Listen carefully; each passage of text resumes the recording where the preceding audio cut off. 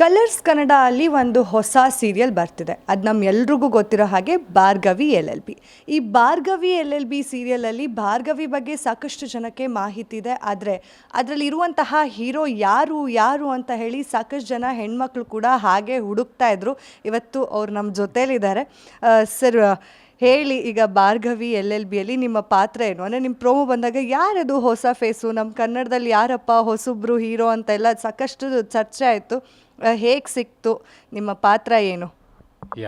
ನಾನು ಪ್ಲೇ ಮಾಡ್ತಿರೋದು ಅರ್ಜುನ್ ಪಾಟೀಲ್ ಅಂತ ರೋಲು. ನನಗೆ ಮುಂಚೆಯಿಂದನೂ ನಾನು ಕನ್ನಡಿಗನೇ, ಏನೋ ಬೇರೆ ಭಾಷೆಯಿಂದ ಇಲ್ಲಿ ಬಂದಿದ್ದೀನಿ ಅಂತ ಅಂದ್ಕೋಬೇಡಿ.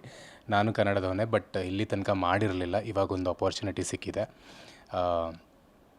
ಆ್ಯಕ್ಚುಲಿ ಬೇರೆ ಲ್ಯಾಂಗ್ವೇಜಲ್ಲಿ ಮಾಡ್ತಾಯಿದ್ದೆ.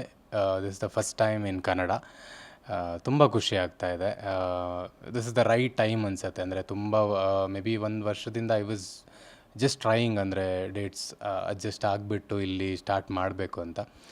ಕೆಲವು ಕಾರಣಾಂತರದಿಂದ ಸ್ವಲ್ಪ ಹಾಗೆ ಇದಾಗ್ತಾಯಿತ್ತು. ಬಟ್ ನಾವ್ I am in front of you all. And ಇದೇ ಸೋಮವಾರದಿಂದ ಬರ್ತಾ ಇದ್ದೀವಿ 8:30ಗೆ ಭಾರ್ಗವಿ LLB ಮುಖಾಂತರ. ಸೊ ತಪ್ಪದೆ ನೋಡ್ತಿರಲ್ಲ. ಹಾಗೆ ನಿಮ್ಮ ತಂದೆ ಅಂದರೆ ನಿಮಗೆ ಅಪಾರವಾದಂತಹ ಪ್ರೀತಿ, ಗೌರವ. ಅವರು ಏನೇ ಮಾಡಿದ್ರೂ ಅದು ಕರೆಕ್ಟಾಗಿರುತ್ತೆ ಅನ್ನೋ ಒಂದು ಅಹಂ ಇರುತ್ತೆ ನಿಮ್ಮ ಕ್ಯಾರೆಕ್ಟರಲ್ಲಿ. ಸೊ ಈ ಕ್ಯಾರೆಕ್ಟರ್ ಬಗ್ಗೆ, ಅಂದರೆ ನಿಮ್ಮ ತಂದೆ ಬಗ್ಗೆ ಏನು ಹೇಳ್ತೀರಾ? ತಂದೆ ಬಗ್ಗೆ ನೀವು ನೋಡಿರ್ತೀರ. ಇವಾಗ ತಂದೆ ನೋಡಿದ ತಕ್ಷಣ ಗೊತ್ತಾಗುತ್ತೆ. ಅಂದರೆ ಯಾವುದೇ ಸೋಲನ್ನು ಒಪ್ಕೊಳ್ದೇ ಇರೋವಂಥ ಒಂದು ಮನುಷ್ಯ, ಒಂದು ಗೆಲುವಿಗೆ ಏನೇನು ಬೇಕು ಅದನ್ನು ಪ್ರಿಪೇರ್ ಮಾಡ್ಕೊಳ್ಳೋ ಅಂಥದ್ದು. ಆ್ಯಂಡ್ ಸೋಲನ್ನೇ ಅವ್ರು ನೋಡಿಲ್ಲ. ಸೊ ಇವಾಗ ಮುಂದೆ ಬರೋ ಒಂದು ಕೇಸ್ಗಳಲ್ಲಿನೂ ಕೂಡ ಅವರು ಸೋಲೋದಕ್ಕೆ ಇಷ್ಟಪಡಲ್ಲ ಡೆಫಿನೆಟ್ಲಿ. ಸೊ ನನಗೇನೆಂದರೆ ನನ್ನ ಮತ್ತು ಅಪ್ಪನ ಮಧ್ಯೆ ಒಂದು ಸ್ಮಾಲ್ ಇದೇನಂತಂದರೆ, ಅವರು ಹೇಳಿದ ಥರ ನಾನು ಮಾಡ್ತಾ ಇರಲ್ಲ. ನಾನು LLB ಓದಿನೂ ಲಾ ಪ್ರಾಕ್ಟೀಸ್ ಮಾಡ್ತಿರಲ್ಲ, ನನ್ನ ಹಾಗೆ ಮಗ ಆಗ್ತಾ ಇಲ್ಲ ಅಂತ ಒಂದು ಬೇಜಾರಷ್ಟೇ. ಸೊ ಅದಕ್ಕೋಸ್ಕರ ನನ್ನ ಜೊತೆ ಮಾತಾಡ್ತಿರಲ್ಲ. ನಾನು ಓಕೆ, ಒಂದೇನೋ ಮಾಡಬೇಕು, ನನ್ನ ಆಸೆಗಳೇ ಬೇರೆ ಇರುತ್ತಲ್ಲ. ಸೊ ಆ ಥರ ನಾನೊಂದು ಗುರಿ ಇಟ್ಕೊಂಡಿರೋನು. ಅಲ್ಲಿ ಹೋದಾಗ ಇನ್ನೊಂದು ಹುಡುಗಿ ಸಿಗ್ತಾಳೆ, ಭಾರ್ಗವಿ. ಅವಳು LLB ಓದಿರೋರು. ಸೊ ಓವರಾಲ್ ಇಲ್ಲಿ ಒಂಥರ ಲಾ ಬೇಸ್ಡ್ ಕತೆ ಇದು ಎಂಟೈರ್ ಸೀರಿಯಲಲ್ಲಿ. ಬಟ್ ಆ ಹುಡುಗಿಗೂ ನಮ್ಮಪ್ಪನಿಗೂ ಒಂದು ಮುಖಾಮುಖಿ ಆಗೋ ಒಂದು ಮಹಾಸಂಘರ್ಷ. ಅದ್ರ ಮಧ್ಯದಲ್ಲಿ ನಾನು ಸಿಕ್ಕಾಕೊಂಡು ನಾನು ಹೇಗೆ ಹ್ಯಾಂಡಲ್ ಮಾಡ್ತೀನಿ ಈ ಸಿಚುವೇಶನ್ ಅನ್ನೋದು. ಸೊ ಈ ಥರ ಕತೆ ಹೋಗುತ್ತೆ. ತುಂಬ ಇಂಟ್ರೆಸ್ಟಿಂಗ್ ಸ್ಟೋರಿ, ತುಂಬ ಸಸ್ಪೆನ್ಸಸ್ ಇದೆ. ಪ್ರತಿಯೊಂದು ಸೀನಲ್ಲೂ ನಿಮಗೆ ಅದು ಗೊತ್ತಾಗುತ್ತೆ. ಆ್ಯಂಡ್ ತುಂಬ ಜನ ಇದ್ದೀವಿ. ಇವಾಗ ನೀವು ಪ್ರೋಮೋದಲ್ಲಿ ಒಂದು 5 ಜನ ನೋಡಿದ್ದೀರ ಅಷ್ಟೇ ಅಲ್ಲ. ಆಲ್ಮೋಸ್ಟ್ ಒಂದು 25 ಪೀಪಲ್ ಇದ್ದಾರೆ. ಆ್ಯಂಡ್ ಇನ್ನೊಂದು ಬಿಗ್ಗೆಸ್ಟ್ ಟ್ವಿಸ್ಟ್ ಕೂಡ ನಮ್ಮ ಮನೇಲಿ ಇದೆ. ಅದನ್ನು ನೀವೇ ನೋಡ್ತೀರಾ. So I am really excited. ಇವಾಗ ಇನ್ನೇನು ಮಂಡೇ ಬಂದುಬಿಟ್ಟು ನಮ್ಮದೆಲ್ಲ ಅಪಿಯರೆನ್ಸ್ ಆದಮೇಲೆ ಜನ ಅದನ್ನು ಹೇಗೆ ರಿಸೀವ್ ಮಾಡ್ತಾರೆ ಅನ್ನೋದಕ್ಕೆ ವೆಯ್ಟ್ ಮಾಡ್ತಾಯಿದ್ದೀನಿ.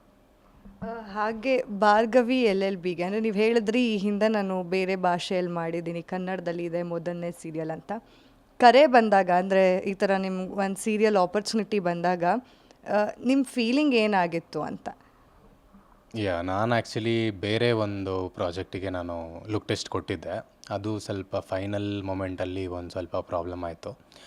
ಆಮೇಲೆ ನಾನು ಅಂದ್ಕೊಂಡೆ ಮೋಸ್ಟ್ಲಿ ಕನ್ನಡದಲ್ಲಿ ನನಗೆ ಮಾಡೋ ಅವಕಾಶ ಸಿಗಲ್ವೇನೋ ಅಂತ ಅಂದ್ಕೊಂಡೆ.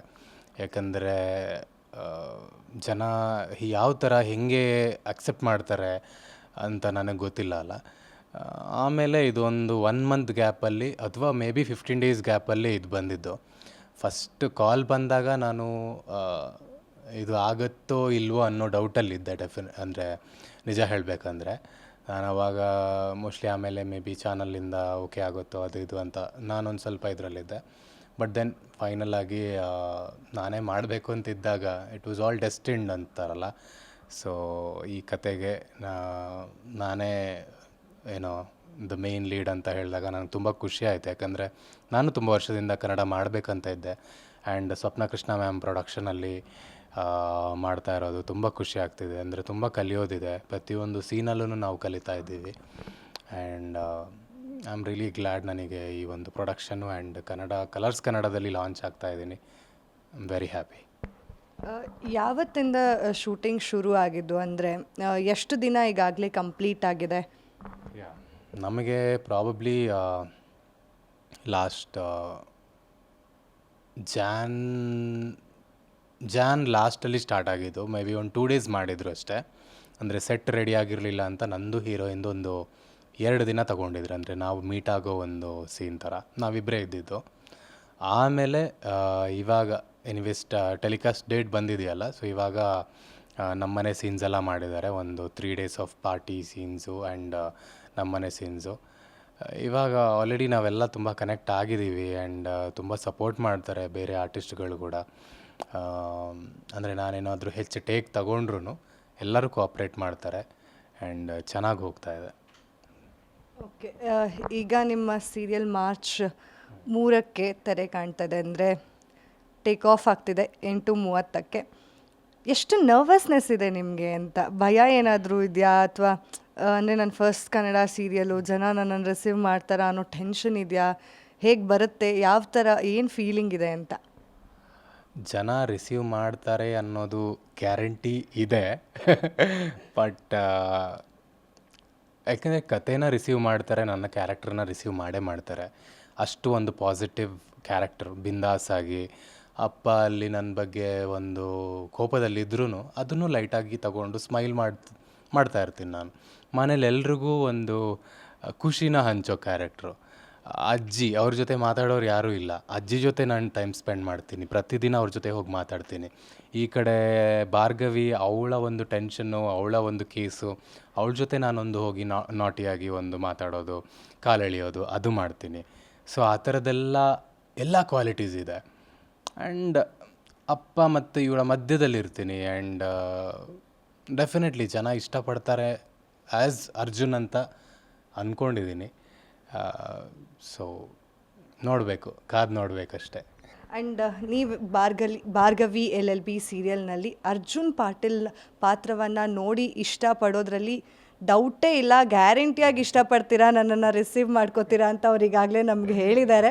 ಸೊ ಅಷ್ಟೇ ಗ್ಯಾರಂಟಿ ನಾನು ಕೊಡ್ತಾ ಇದ್ದೀನಿ ನಿಮಗೆ. ಭಾರ್ಗವಿ LLBಯಲ್ಲಿ ಅವರ ಪಾತ್ರ ತುಂಬ ಅದ್ಭುತವಾಗಿ ಮೂಡಿ ಬಂದಿದೆ ಅಂತ ಕೂಡ ಕೇಳ್ಪಟ್ಟಿದ್ದೀವಿ. ಇದೇ ಮಾರ್ಚ್ 30ಕ್ಕೆ 8:30ಕ್ಕೆ ರಾತ್ರಿ, ಸಾರಿ ಟೇಕ್ ಓಕೆ, ಇದೇ ಮಾರ್ಚ್ 3 ಬೇಡ 3 ಹೋಗೋಣ.